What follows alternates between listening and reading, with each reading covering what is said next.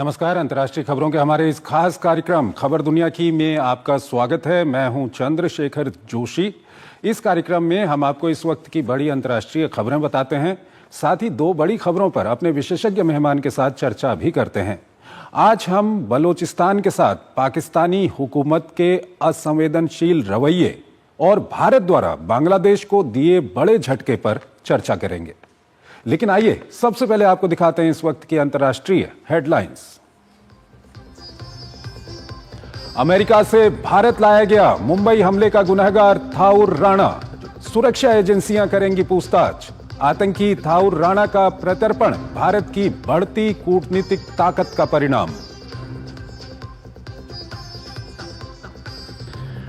Tariff पर अमेरिकी राष्ट्रपति का बड़ा दांव, चीन पर शुल्क को बढ़ाकर किया 145%। अन्य देशों को दी 90 दिनों की मोहलत।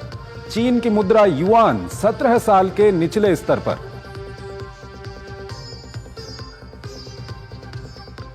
फ्रांस जून तक दे सकता है फलस्तीन को मान्यता। राष्ट्रपति मैक्रों ने कहा न्यूयॉर्क में होने वाले यूएन सम्मेलन में हो सकता है ऐलान। बदले में कुछ खाड़ी देश भी इजराइल को दे सकते हैं मान्यता।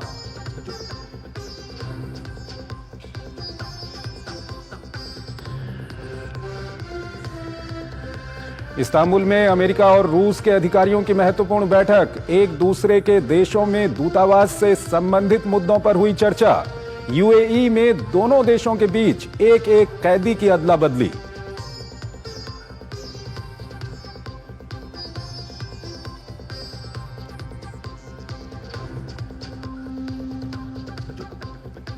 स्लोवाकिया दौरे पर राष्ट्रपति द्रौपदी मुर्मू। ब्रातिस्लावा में स्लोवाकिया भारत व्यापार मंच को किया संबोधित।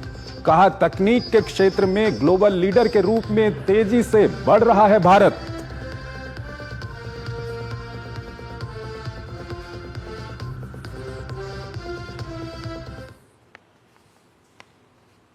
और आइए आपको पहली खबर की ओर लिए चलते हैं। पाकिस्तान का बलूचिस्तान प्रांत। यहां रहने वाले बलोच और दूसरे नागरिकों की पाकिस्तान से अलग होने की कोशिश ऐसे ही नहीं है। दरअसल यहां पाकिस्तान अपने नागरिकों के साथ दोहरा रवैया अपनाता है। पाकिस्तानी सेना उन पर जुल्म करती है और अब नए घटनाक्रम में पाकिस्तान यहां की खनिजों से भरी जमीन को बेच रहा है। इसके लिए बाकायदा पाकिस्तान ने इस्लामाबाद में नीलामी प्रक्रिया भी शुरू कर दी है। आइए आपको एक रिपोर्ट दिखाते हैं। प्राकृतिक संसाधनों से अटा पड़ा बलूचिस्तान, बावजूद इसके विकास के पथ से कोसों दूर। गरीबी, बेरोजगारी, अस्थिरता, अनिश्चितता बरसों से इसकी तकदीर।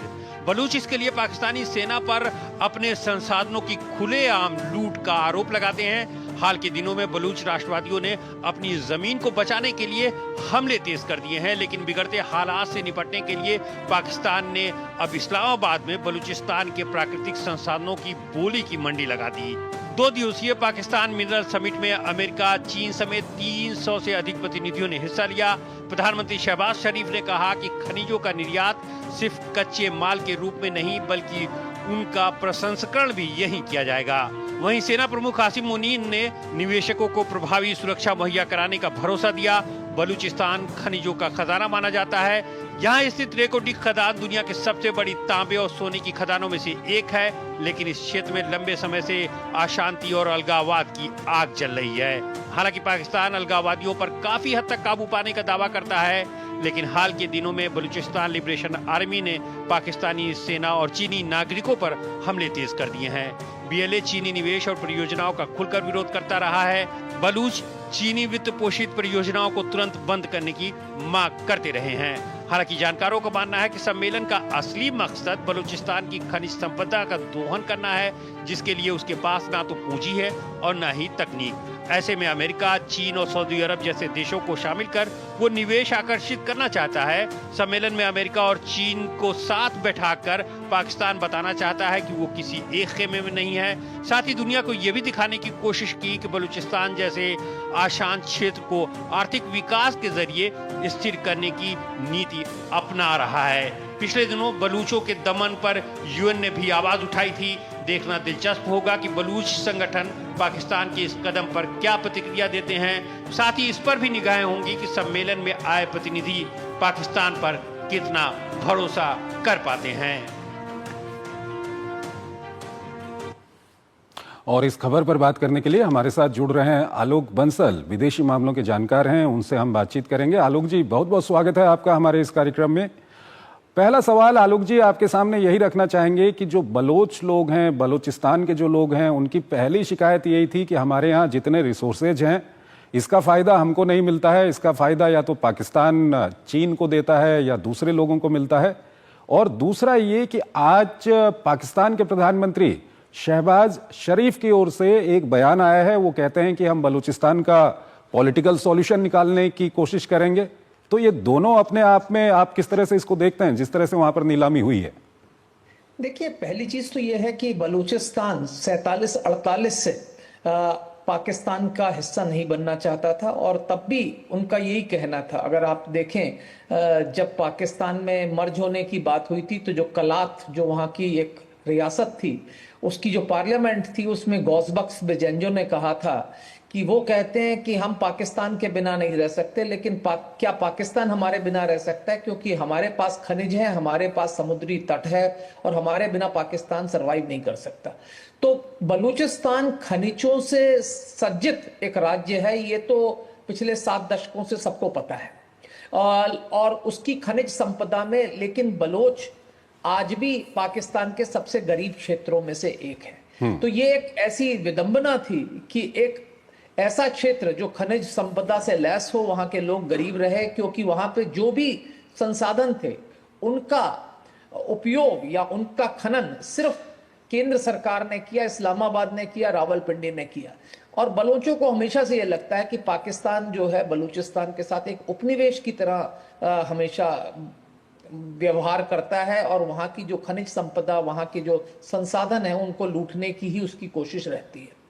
साथ ही साथ वहां पे जो परियोजनाएं बन रही हैं उसमें भी बाहर के लोगों को लाया जाता है और इसीलिए बलोचों को लगता है कि उनको अपने ही प्रांत में एक अल्पसंख्यक बनाने की एक कोशिश की जा रही है। और उनको ये लगता है कि ये जो कोशिशें हो रही हैं उसमें चीन इस्लामाबाद का सबसे बड़ा समर्थक है, क्योंकि चीन सबसे ज्यादा निवेश कर रहा है, चीन की परियोजनाएं चल रही हैं और इसलिए आज से नहीं, करीब 1 दशक से ज्यादा उन्होंने कहा है कि हर चीनी नागरिक, हर चीनी कंपनी और हर चीनी एसेट जो है वो एक हमारे लिए एक वैलिड टारगेट है और हम उस पर हमला करेंगे। और हम पिछले कुछ समय से हमने देखा है कि बलोच संगठनों ने दिखा दिया कि उनकी क्षमताएं क्या है। उन्होंने ट्रेन को हाईजैक किया, अभी कल 3 पुलिसकर्मियों को मारा और जब दिल करता है वो कहीं सुरक्षा एजेंसियों पर हमला करते रहते हैं जब उनका दिल करता है। साथ ही साथ जो पंजाब प्रांत से आए हुए लोग हैं उन पर भी हमला किया जा रहा है, क्योंकि उनको लगता है कि केंद्र सरकार जो इस्लामाबाद है या रावलपिंडी है वो कुछ नहीं बल्कि पंजाब का एक एक्सटेंशन है। बिल्कुल। आलोक जी, यहाँ पर एक सवाल और आता है कि जब ये खनिजों की नीलामी या खनिजों की वहाँ पर बातचीत चल रही थी तो पाकिस्तानी आर्मी चीफ का कहना है कि जो निवेशक वहाँ पर आएंगे, जो बाहरी विदेशी लोग वहाँ पर आएंगे, उनको पूरी सुरक्षा दी जाएगी। ये और हालात को किस ओर ले जाएगा? वैसे ही वहाँ पर हालात खराब हैं, ये कितना महत्वपूर्ण है यहाँ पर?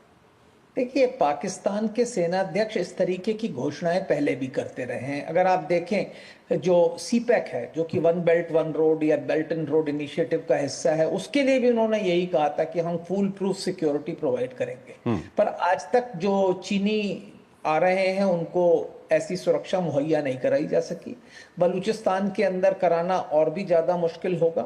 पर ये जो घोषणाएं की जा रही हैं ये विदेशी निवेशकों को आकर्षित करने के लिए की जा रही हैं और सेना के साथ बलूचिस्तान का टकराव तो चलता ही जा रहा है और बढ़ता ही जा रहा है। जिस तरीके से जो बलोच सिविल सोसाइटी के संगठन हैं, जैसे डॉक्टर महरंग बलोच है, जो कि अहिंसक तरीके से बलोच मांगों को उठा रहे थे, उनको भी जिस तरीके से जेल भेज दिया गया है और उसके खिलाफ जगह जगह हम देख रहे हैं कि आजकल प्रदर्शन हो रहे हैं बलूचिस्तान के अंदर। और जिस तरीके से इलीगल अरेस्ट और किलिंग्स हो रही हैं सिक्योरिटी फोर्सेस के द्वारा, वो भी बढ़ता जा रहा है। पिछले 2 दिन के अंदर ही करीब 12 अनआइडेंटिफाइड बॉडीज मिली हैं बलूचिस्तान के अंदर जगह जगह पे। तो ये वही लोग हैं जिनको कि पाकिस्तान की हुकूमत, पाकिस्तान की मिलिट्री उठा लेती है और फिर टॉर्चर करके जब वो मर जाते हैं तो उनको, उनके शरीरों को फेंक दिया जाता है, बॉडीज को फेंक दिया जाता है। इस सब के बीच आलोक जी, जब पाकिस्तान के प्राइम मिनिस्टर कहते हैं कि हम इसका, बलूचिस्तान का कोई ना कोई पॉलिटिकल सॉल्यूशन निकालेंगे, कितना इस पर विश्वास किया जाए? और क्या अब जो हालात हैं वो इस तरह के हालात हैं कि पॉलिटिकल सॉल्यूशन इसका निकाला जा सकता है? देखिए, कोशिश करना चाहते हैं, नवाज शरीफ को अब इसकी जिम्मेदारी सौंपी गई है, लेकिन हकीकत यह है कि पाकिस्तान के अंदर राजनीतिक नेतृत्व को इस बात का अधिकार नहीं है कि वो बलूचिस्तान की समस्या का समाधान ढूंढ सके। ये अधिकार सिर्फ सेना और सुरक्षा तंत्र को है। तो शहबाज शरीफ कोई भी घोषणा करें, नवाज शरीफ कोई भी कोशिश करें, मुझे नहीं लगता कि जब तक सेना इसके लिए तैयार हो कोई भी राजनीतिक समाधान का स्कोप है। दूसरी तरफ बलोचों को इस तरीके से आहत कर दिया गया है, वो इतने सरकार से निराश और नाराज हो चुके हैं कि कोई शॉर्ट टर्म सॉल्यूशन नहीं दिखता मुझे। तो अब देखते हैं पाकिस्तान क्या करना चाहता है। मेरे नजरिए से इसका अभी तो कम से कम कोई राजनीतिक समाधान मुझे नहीं दिखता। ठीक है आलोक जी, आप हमारे साथ बने रहिएगा। एक और खबर है, उस पर अभी हम आपसे बातचीत करेंगे। यहां पर हमको एक छोटा सा ब्रेक लेना है।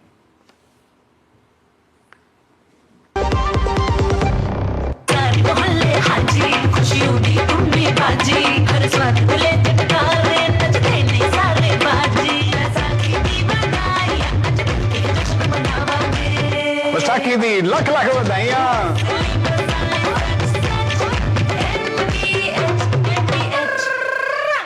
खुशखबरी आप जैसे युवाओं के लिए भारत सरकार की एक शानदार स्कीम है। इसमें सरकार युवाओं को विभिन्न सेक्टर्स में देश की टॉप कंपनीज में इंटर्नशिप करने का मौका दे रही है। इस स्कीम का लाभ 21 से 24 साल के युवा उठा सकते हैं जो फुल टाइम एजुकेशन या एम्प्लॉयमेंट में नहीं है। प्राइम मिनिस्टर इंटर्नशिप स्कीम, आपके सपनों की उड़ान।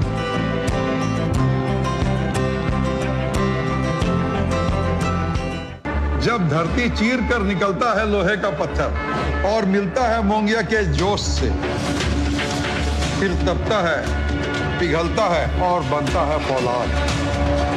अब होता है सरिया सारी खूबियों के साथ। मोंगिया स्टील, मजबूत देश का मजबूत सरिया। जो लक्ष्य चुना था समझ आने लगा है। GLA यूनिवर्सिटी, उच्च लक्ष्य की निश्चित प्राप्ति। स्वागत है आपका। ब्रेक के बाद अगली खबर की ओर चलते हैं। बांग्लादेश में जब से मोहम्मद यूनुस के नेतृत्व में अंतरिम सरकार बनी है, तब से लगातार यूनुस और उनका प्रशासन भारत और बांग्लादेशी हिंदुओं के खिलाफ एक अभियान को प्रत्यक्ष या अप्रत्यक्ष तौर पर समर्थन कर रहे हैं। बांग्लादेश की इन्हीं हरकतों को देखते हुए भारत ने एक ऐसा कदम उठाया कि बांग्लादेश और वहां की अंतरिम सरकार की नींव हिल गई। आइए आपको एक रिपोर्ट के जरिए बताते हैं कि क्या है भारत का ये कदम और इसका बांग्लादेश को कितना नुकसान हो रहा है या होने वाला है। भारत बांग्लादेश सीमा पर स्थित पेट्रोपोल लैंड पोर्ट वीरान पड़ा हुआ है। कारण है कि भारत ने बांग्लादेश को दी जाने वाली ट्रांसशिपमेंट सुविधा रद्द कर दी है। इस सुविधा के तहत बांग्लादेश को भारतीय बंदरगाहों और हवाई अड्डों का उपयोग कर तीसरे देशों को अपने उत्पादों का निर्यात करने की अनुमति थी। बांग्लादेश की यह सुविधा जून 2020 में मुहैया कराई गई थी। इस सुविधा के तहत बांग्लादेश पेट्रोपोल भूमि बंदरगाह से कोलकाता बंदरगाह, कोलकाता दिल्ली हवाई अड्डे और मुंबई बंदरगाह तक कंटेनर भेज सकता था। इसके बाद बांग्लादेशी माल को उनके अंतिम गंतव्य देशों तक पहुंचा दिया जाता था। यह सुविधा बांग्लादेश के सबसे बड़े कपड़ा उद्योग के लिए काफी मुफीद थी। बांग्लादेश के पास चटगांव और मोंगला जैसे प्रमुख बंदरगाह हैं, लेकिन मुंबई से खाड़ी और यूरोप के लिए माल भेजना इन बंदरगाहों की तुलना में ज्यादा सुविधाजनक है। दरअसल बांग्लादेशी जहाजों को भारतीय प्रायद्वीप का पूरा चक्कर काटकर इन देशों तक पहुंचना पड़ता है। वहीं बांग्लादेश के हवाई अड्डों पर देश के निर्यात को संभालने के लिए पर्याप्त कार्गो सुविधाएं मौजूद नहीं है, जबकि दिल्ली और कोलकाता हवाई अड्डों के पास वर्ल्ड क्लास कार्गो सुविधा है। इसके अलावा भारतीय हवाई अड्डों से दुनिया के लगभग सभी मार्गों के लिए सीधी उड़ानें हैं, जबकि बांग्लादेश की तुलना में भारत में माल ढुलाई की लागत कम है, जिसके चलते बांग्लादेशी निर्यातक इस मार्ग को ज्यादा तरजीह देते हैं। आंकड़ों के मुताबिक दिल्ली से यूरोपीय देश को होने वाले निर्यात पर प्रति किलो 70 सेंट कम खर्च आता है। भारत ने 8 अप्रैल को नोटिफिकेशन जारी कर इस सुविधा को तत्काल प्रभाव से खत्म कर दिया था। हालांकि नेपाल और भूटान निर्यात होने वाले उत्पादों पर यह आदेश लागू नहीं होगा। भारत ने अपने हवाई अड्डों और बंदरगाहों पर बढ़ती भीड़ को इस सुविधा को रद्द करने का कारण बताया है। इसे भारत के अपने एक्सपोर्ट में देरी हो रही थी और बैकलॉग हो रहा था। इस सुविधा के रद्द होने से बांग्लादेशी व्यापारियों पर दोहरी मार पड़ी है। एक तरफ भारत ने यह झटका दिया है तो दूसरी ओर ट्रंप ने 37% टैरिफ ठोक दिया है। बांग्लादेश भारत के जरिए हर साल करीब 30,000 टन माल का निर्यात करता है। अब बांग्लादेश के पास कोलंबो, मालदीव, दुबई या पाकिस्तान का विकल्प है, लेकिन इसमें लागत और समय का नुकसान है। आलोक बंसल हमारे साथ जुड़े हुए हैं, विदेशी मामलों के जानकार हैं, उनसे हम बातचीत करेंगे। आलोक जी, कल जब ये भारत सरकार की ओर से घोषणा की गई थी तब भी हमने एक कार्यक्रम किया था, और आज बांग्लादेश से जो हमारे पास खबरें आ रही हैं उसमें ये बताया जा रहा है कि वहाँ के व्यापारी, कार्गो, शिपमेंट, इन सब से जुड़े हुए लोगों में काफ़ी मायूसी है। आपसे हम ये जानना चाहते हैं कि कितनी ज़रूरत थी इस वक्त पे इस तरह का बड़ा फैसला लेने की भारत को? देखिए, पहली चीज तो हमें ये समझना चाहिए कि बांग्लादेश जो है दुनिया में जो परिधान है, वस्त्र हैं, जो एपरल्स हैं, उसका दूसरा सबसे बड़ा निर्यातक है आज की तारीख में। और ये निर्यात बांग्लादेश जब करता है जबकि उसके पास कोई भी उसका बेसिक इंग्रेडिएंट नहीं है, ना वो कपास उगाता है ना अन्य चीजें। तो और बांग्लादेश एक छोटा राष्ट्र है, उसके पास एक ही बड़ा हवाई अड्डा है जो ढाका में है और उसकी लिमिट सैचुरेट है। और इसमें जो हाई एंड परिधान होते हैं, जो बड़े बड़े ब्रांड्स के हैं, वो एयर फ्रेट होते हैं, क्योंकि फैशंस बदलते हैं, जल्दी जल्दी उनके स्टॉक्स को चाहिए। और इसमें जो कंटेनर्स हैं वो काफी बड़ी संख्या में दिल्ली से जाते थे, वो ओवरलैंड आते थे, दिल्ली से या कलकत्ता से चले जाते थे। तो बांग्लादेश के पास लिमिटेशंस है, ऑल्टरनेटिव्स उसके लिए कोई नहीं है। जैसे आपने कोलंबो की बात की, तो पहले आप कोलंबो तो कैसे पहुंचाएंगे उसको पोर्ट से? अगर आपके अपने पोर्ट से जा सकता तो फिर कोई प्रॉब्लम ही नहीं थी, लेकिन पोर्ट उनका सैचुरेटेड है। चिटगांव पोर्ट एकमात्र पोर्ट है, दूसरा मोंगला पोर्ट है, वो रिवराइन पोर्ट है, दोनों ही रिवराइन पोर्ट्स हैं। तो वहां पे जो ट्रैफिक है उसकी लिमिटेशंस हैं, कितना ट्रैफिक आ सकता है, कितना कार्गो हैंडल कर सकते हैं। और दूसरा क्या है, जो फास्ट मूविंग जो हाई फैशन ब्रांड्स हैं, ये शिप से अगर आप कार्गो भेजेंगे तो पहुंचने में काफी समय लगता है, और जो उनकी रिक्वायरमेंट्स होती है वो कई बार पूरी तरह से नहीं मीट करती, क्योंकि फैशन आज की तारीख में बड़ा डायनेमिक है और बड़ी जल्दी जल्दी बदलता रहता है। तो इसलिए बांग्लादेश के व्यापारियों की चिंता स्वाभाविक है, क्योंकि बांग्लादेश का जो प्रमुख निर्यात है वो परिधान है। दूसरा, ऊपर से जैसे आपने कहा कि 37% टैरिफ लगाया है ट्रंप ने, हालांकि अभी वो 3 महीने का सबको ग्रेस दे दिया गया है।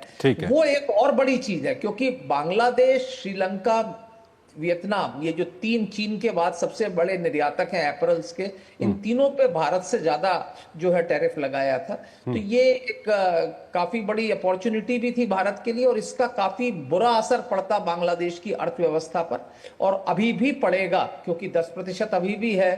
तो जो रेडीमेड गारमेंट का जो उद्योग है, जो परिधानों का उद्योग है, वो उनकी अर्थव्यवस्था का बेसिक फाउंडेशन है। जो सब कुछ है वो उसी के ऊपर है, और अगर वो ट्रेड और वो कॉमर्स खराब हो गया तो बांग्लादेश की अर्थव्यवस्था चरमरा जाएगी। आलोक जी, इस फैसले के पीछे कितना कारण है कि जो मोहम्मद यूनुस या उनका जो प्रशासन है वो जब से सत्ता में आया है, कहीं ना कहीं वो भारत विरोधी जो काम है वो कर रहा है, भारत के दुश्मनों के साथ नजदीकियां बढ़ा रहा है, ये कितना बड़ा कारण है इसके पीछे? मेरे को लगता है यही एकमात्र कारण है। हालांकि जो आधिकारिक वक्तव्य आया है उसमें यह कहा गया है कि हमारे जो पोर्ट्स और एयरपोर्ट्स में जो कंजेशन है, या जो वहां पे क्षमताओं का अभाव है, उसके लिए हमने इसको रोका है। पर इसके पीछे एक ये बहुत बड़ा कारण है कि जिस तरीके से बांग्लादेश की अंतरिम सरकार कार्य कर रही है, भारत को एक संकेत देना उनको कि अपनी अप्रसन्नता को जाहिर करने का एक बहुत अच्छा तरीका था, और जो भारत ने ठीक से कर दिया है। साथ ही साथ तीस्ता या दूसरी नदियों को लेकर के भी भारत की ओर से एक तरह से कहा गया है कि हम बातचीत तभी करेंगे जब माहौल सुधरेगा। तो ये बांग्लादेश के लिए ये कितना एक कड़ा मैसेज इसको आप देखते हैं? देखिए, तीस्ता का जो मामला है ये काफी सालों से अटका हुआ है। ये एक संकेत अवश्य है, लेकिन इसका बांग्लादेश पे त्वरित कोई असर हो ऐसा मुझे नहीं लगता। तो ये एक संकेत है, एक पॉलिटिकल सिग्नलिंग है जो जरूरी थी और आवश्यकता है कि हमने कहा कि हम नदियों के जल के बंटवारे के बारे में बातचीत तभी करेंगे जब माहौल अच्छा हो।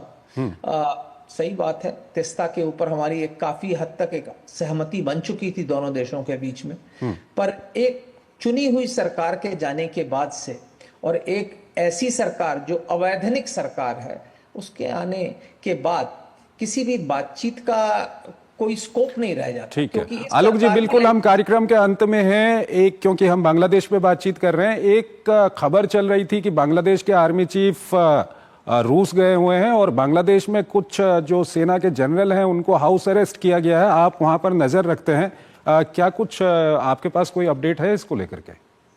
देखिए, ये सुनने में आ रहा है कि बांग्लादेश के जो आर्मी चीफ हैं अब उनको लगने लगा है कि जिस तरीके से ये सरकार चल रही है ऐसी चलना ये देश के हित में नहीं है, और अब वो कई बार कह चुके हैं कि चुनाव होने चाहिए। लेकिन बांग्लादेश की सेना के अंदर कुछ उच्च सैनिक अधिकारी ऐसे हैं जिनके ISI। ठीक है आलोक जी, आपका बहुत बहुत शुक्रिया इस कार्यक्रम में जुड़ने के लिए। और यहाँ पर एक महत्वपूर्ण खबर हमारे पास आ रही है। ये बताया जा रहा है कि थाउर राणा, जिसको अमेरिका से भारत लाया गया है, उसको इस वक्त ये अदालत ले जाया जा रहा है। ये दृश्य हम आपको दिखा रहे हैं, ये सीधे दृश्य हम आपको दिखा रहे हैं। थाउर राणा, जिसको अमेरिका से प्रत्यर्पित करके भारत लाया गया है, जो 26/11 मुंबई आतंकी हमलों का एक मुख्य आरोपी है, उसको इस वक्त अदालत लेके जाया जा रहा है। ये सीधे दृश्य हम आपको दिखा रहे हैं। थाउर राणा, और भारत की एक बहुत बड़ी ये सफलता है, कूटनीतिक सफलता है कि भारत अमेरिका से थाउर राणा को प्रत्यर्पित कर भारत ले आया है। ये भारत की सरकार की और वर्तमान जो सरकार है उसकी बहुत बड़ी एक सफलता है। और अभी ये जो दृश्य हम आपको दिखा रहे हैं, थाउर राणा को कुछ ही देर में अदालत में पेश किया जाएगा। ये दृश्य आप देख सकते हैं। एक छोटा सा ब्रेक।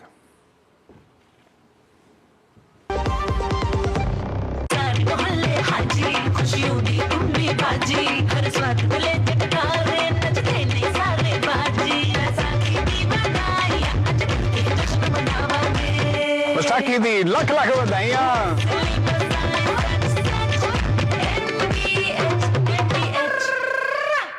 बिहार से मुंबई की फिल्मी चकाचौंध तक के सफर में मुझे कई लोगों के साथ काम करने का तजुर्बा हुआ। उनसे कुछ न कुछ सीखने का मौका मिला। ऐसे ही सीखने, तजुर्बा हासिल करने और प्रगति का मौका लेकर आई है prime minister internship scheme. Internship की ये दुनिया फिल्म के सेट की तरह है। हर दिन एक नई कहानी, हर काम एक नई चुनौती। जल्द से जल्द अप्लाई करें। प्राइम मिनिस्टर इंटर्नशिप स्कीम, आपके सपनों की उड़ान। जो लक्ष्य चुना था समझ आने लगा है। GLA यूनिवर्सिटी, उच्च लक्ष्य की निश्चित प्राप्ति। स्वागत है आपका ब्रेक के बाद। अंतर्राष्ट्रीय खबरों के हमारे इस कार्यक्रम में फिलहाल इतना ही, लेकिन जाते जाते हम आपको छोड़ जाते हैं आज की कुछ और प्रमुख अंतर्राष्ट्रीय खबरों के साथ। आप इन खबरों को देखिए और हमारी पूरी टीम को इजाजत दीजिए। नमस्कार। अमेरिकी राष्ट्रपति डोनाल्ड ट्रंप द्वारा चीन पर 125% टैरिफ लगाने और 75 देशों को 90 दिन के लिए बढ़ाए गए टैरिफ पर मोहलत देने का विश्व के शेयर बाजारों पर भारी असर दिख रहा है। चीन को छोड़कर विश्व के लगभग सभी शेयर बाजारों में पहले से मजबूती देखी गई, लेकिन चीन पर इसका भारी असर देखने को मिला है। चीन की मुद्रा 17 सालों में पहली बार अपने सबसे निचले स्तर पर पहुंच गई है। इसका चीन की अर्थव्यवस्था पर भारी असर दिख रहा है। वहीं चीन द्वारा बदले की भावना के तहत अमेरिकी सामानों पर लगाया गया 25% टैरिफ भी लागू हो गया है। इस सबके बीच ट्रंप के ताजा फैसले को देखते हुए यूरोपियन यूनियन ने अमेरिका पर लगाए जाने वाले रिटेलिएटरी टैरिफ को फिलहाल रोक दिया है। इस्तांबुल में अमेरिका और रूस के अधिकारियों की एक महत्वपूर्ण बैठक हुई, जिसमें एक दूसरे के देशों के दूतावासों के कार्यकलापों और दूतावासों को लेकर दोनों देशों के बीच आई तल्खी को दूर करने को लेकर बातचीत हुई। इस बीच यूएई में रूस और अमेरिका के बीच में एक कैदी की अदला बदली भी हुई है। यमन में हूती और ईरान के साथ बढ़ते तनाव के बीच अमेरिका ने 6 B-2 बम वर्षक विमानों को हिंद महासागर के द्वीप डिएगो गार्सिया में तैनात किया है। ईरान के परमाणु कार्यक्रम पर तनाव के बीच अमेरिकी रक्षा सचिव पीट हेग्सेथ ने कहा कि यह ईरान को तय करना है कि B-2 बम वर्षकों की तैनाती तेहरान के लिए एक संदेश है या नहीं।